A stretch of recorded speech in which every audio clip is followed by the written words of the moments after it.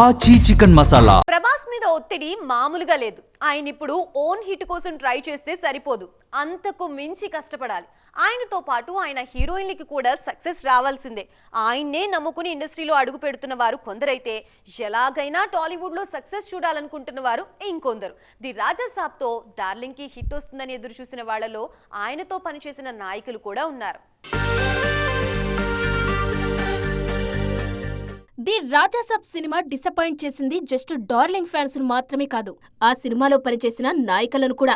ఒకరికి ముగ్గురు హీరోయిన్లు ఈ సినిమా మీద హోప్స్ పెట్టుకున్నారు. ది రాజా సాబ్ తర్వాత వరుస అవకాశాలు వస్తాయని ఎదురుచూశారు.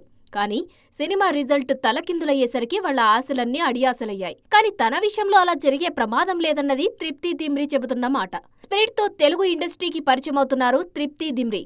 స్పిరిట్ ఆమెకు ప్రభాస్తో తొలి సినిమా కావచ్చు, కానీ డైరెక్టర్ సందీప్ వంగాతో ఆమెకు సెకండ్ మూవీ.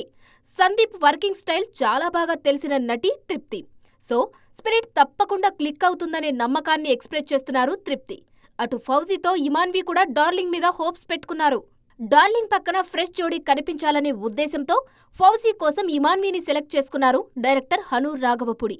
ఈ సినిమా హిట్ డార్లింగ్ కి, డైరెక్టర్ కి మాత్రమే కాదు, ఇమాన్వికి చాలా ఇంపార్టెంట్.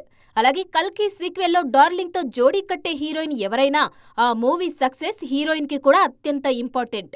ఫస్ట్ పార్ట్ లో దీపిక ఆల్రెడీ ప్రూవ్ చేసుకున్న రోల్లో ఇప్పుడు సీక్వెల్లో ప్రూవ్ చేసుకోవడం ప్రెస్టేజ్ ఇష్యూ అవుతుందని అంటున్నారు క్రిటిక్స్. ఆచి చికెన్ మసాలా.